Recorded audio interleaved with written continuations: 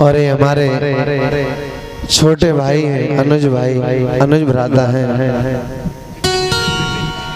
नहीं अनुज कहते हैं छोटे को, समझा करो पहले। ये अनुज भ्राता विपिन है हमारे, जो भूरी सिंह मामा जी हैं इनके सुपुत्र हैं। इनकी तरफ से ये हार है फूलों का और ये तस्वीर है राधा कृष्ण की। भगवान सुख शांति भक्ति विद्या धन से भरपूर करे, यही प्रभु से प्रार्थना है। जय जय श्री राधे श्याम। क्या सुना आपने? क्या सुना?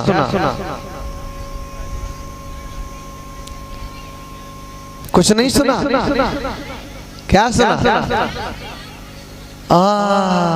मैं तो समझ रहा था कि आप लोगों का ध्यान नहीं है। हाँ, अच्छी बात है।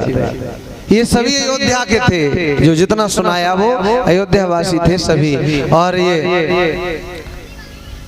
सुखदेव जी कहते हैं परीक्षित,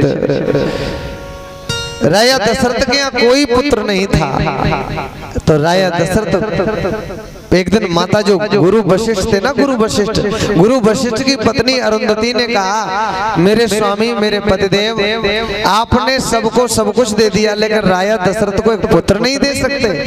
राजा दशरथ को एक पुत्र तो दे दो, कितना आनंद आएगा। उसी समय गुरु वशिष्ठ ने कहा, अरे देवी, राजा दशरथ ने कभी पुत्र मांगा ही नहीं। राजा दशरथ कभी पुत्र मांगे तब तो दूं।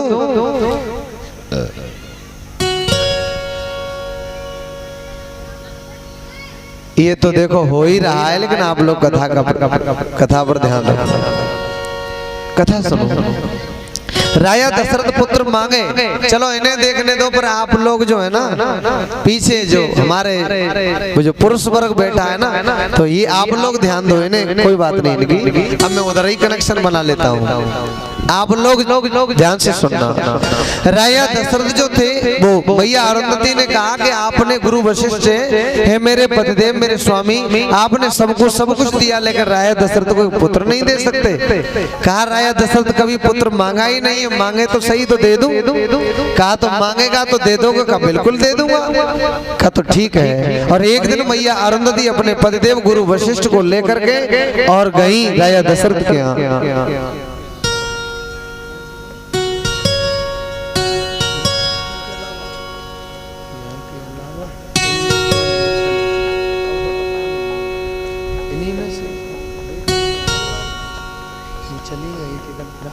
तो थी पर इन परिस्थितियों हो सकती है,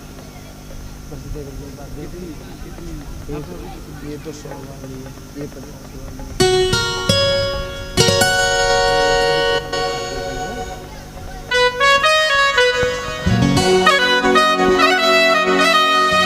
राजा दशरथ के पास मैया अरुंधति वशिष्ठ जी को लेकर के गई। राजा दशरथ ने बड़ा स्वागत किया, सत्कार किया, और स्वागत सत्कार जब किया है राजा दशरथ ने ऊंचे आसन पर बिठा लिया है।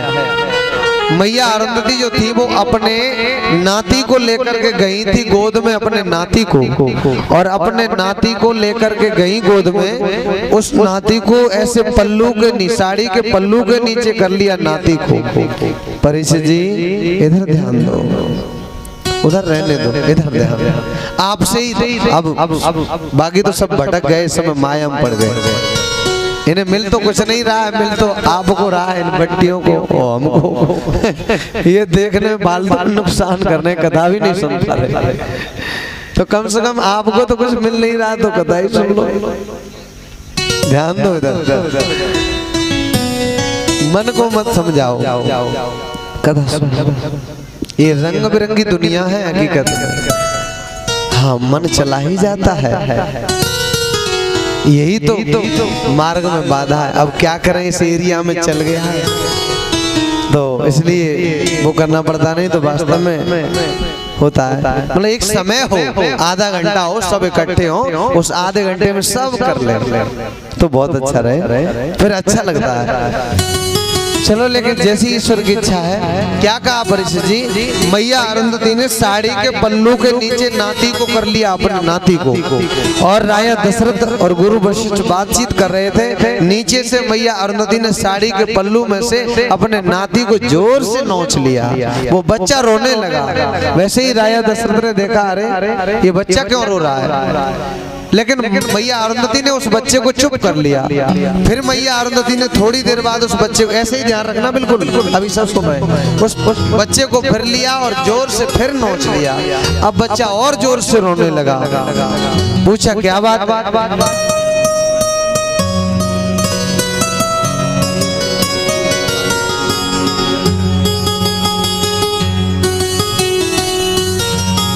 हाथ उठाते जाना बेटी है। ये विपिन भैया आपका वो कर रहे हैं ना, आपको भेंट दे रहे हैं, तो आप लोग ऐसे करके पानी की बोतल है, ठीक है, व्यवस्था हो गई, पानी भर के ले आया करना। और सब आगे बैठिए, नहीं दे दो, हाथ उठा देना और कोई बेईमानी मत करना। मैया अरुंधति ने फिर नोच लिया बालक को, रोने लगे। राजा दशरथ ने कहा क्या बात है माँ, ये बालक क्यों रो रहा है, इसे चुप कर लो। मैया अरुंधति ने चुप कर लिया। फिर तीसरी बार मैया अरुंधति ने बच्चे को जोर से नोचा। अब बच्चा रोने लगा, और जैसे ही बच्चा रोने लगा है वैसे ही राजा दशरथ ने कहा ये बच्चा क्यों रो रहा है, बार बार चुप क्यों नहीं होता है? उसी समय उस बच्चे ने कहा, उस कहीं के किसी विद्वान का मत है, माता अरुंधति ने कहा, किसी विद्वान का मत है, उस बच्चे ने कहा राजा दशरथ, मैं इसलिए रो रहा हूँ कि मेरे जो हमारे जो बाबा हैं वशिष्ठ, इनका तो गुजारा तुम्हारे यहाँ पुरोहिताई कर करके हो गया, लेकिन तुम्हारे वंश में तो कोई पुत्र ही नहीं है, हमारी गुजर किसके द्वारा होगी?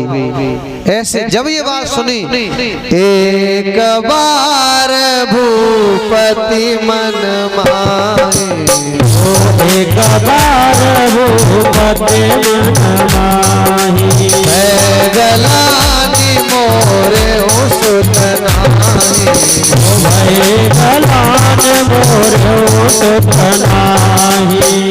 एक बार भूपति मन माही, एक बार भूपति मन माही, गलानी मोरे सुत नाही, भय गलान मोरे सुत नाही,